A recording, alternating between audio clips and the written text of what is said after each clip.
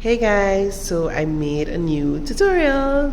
This time I made some jellyfish. I think they're very exciting. I'm super excited about these nails. I had a blast making them and my customer loves them and I can't wait for you guys to see them. So let me know what you think in the end, in the comments, and let me know what to do next. Okay, so usually anytime I'm doing a creative set, I draw it out on a piece of paper and this is my sketch, and usually nobody can tell what it is. So I'm going ahead and apply my forms. We're going to make these nails really long. We're going in with clear acrylic, and I do one nail with nude acrylic, and that's the nail that's going to have my French. So I'm building it out using my number 10 brush and taking the time to perfect the shape so that I have minimal filing. Here I am going in with my 5-in-1 bit, and as you can see I pull the bit out a little bit to facilitate doing a long nail, and then I'm going to do my shaping with my hand file. I want to make sure that these nails are shaped perfectly so that our art looks really good on top of it. And there's the finished filed hand, and now we're going in with our polish. We're using a pretty, I don't know, what would you call that, teal turquoisey color and a nice clear blue.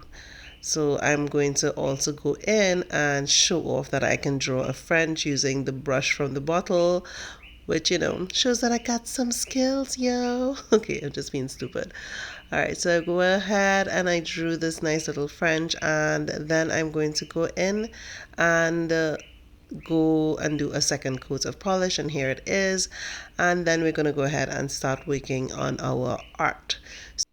I want to do an ombre nail for the flowers that I'm going to be drawing on this nail. So I'm going to use some of that clear and just blend it out using my blending brush. So I'm going to block you guys a little bit, and hopefully you can still see how to do this. You're going to take the brush and just tap out any areas that look sharp or harsh so that it looks a little seamless. I'll do this with the baby finger, middle finger, and thumb.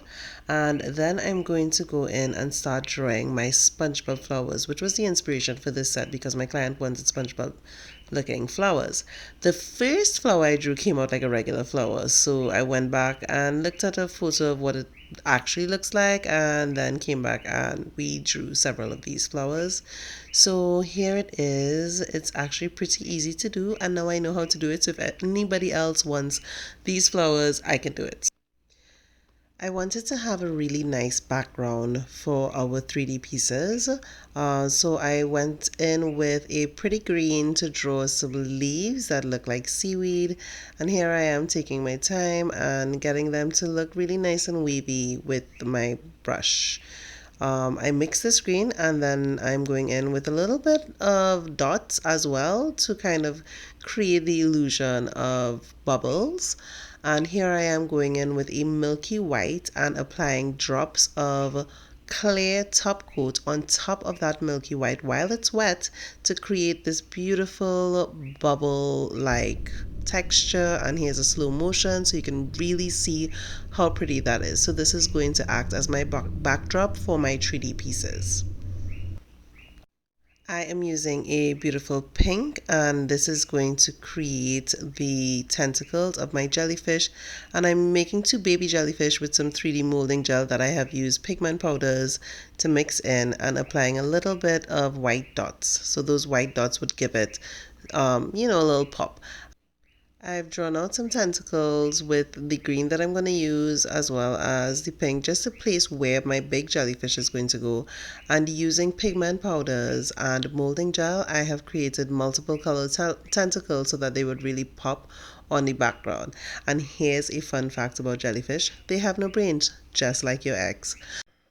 I'm placing the jellyfish at all angles, creating curves because I want it to look as close to a natural finish as I could.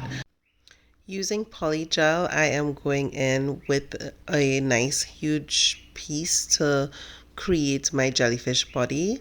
I like using polygel because I find that it's a little easier to work with, a little less sticky when I have to do big pieces like this. So I'm using a little acetone on my brush to create nice strokes in the the body of the jellyfish to create a nice texture. So here I am just using the brush to create lines and dots and fissures so it does not look like, just a piece of plastic. And then I'm taking a bit of the molding gel that I have mixed with a bit of pigment powders and creating a little frill to cover the tentacles. And now I'm going in with the pink that I mixed, and I will go in with green on the other nail, and I am going to paint that jellyfish pink to really make it pop. And as you can see, my other one is green. Very funky. Here I am going in with some black, and black could be very harsh, so you just want a very little bit, and I'm going to use that to just kind of blend it out and create the lines, highlight the lines I should say, and then I'm going to apply some dots, and this is going to really bring out the jellyfish. I clear coated everything with top coat, with a shiny top coat. I didn't want matte because I really wanted it to have that wet look up under the sea. I really enjoyed this set. Let me know if you like it in the comments. Let me know what else you'd like to see me do, because I do enjoy doing these videos and I want to show you guys how we can do these things. Yeah, see you guys next time.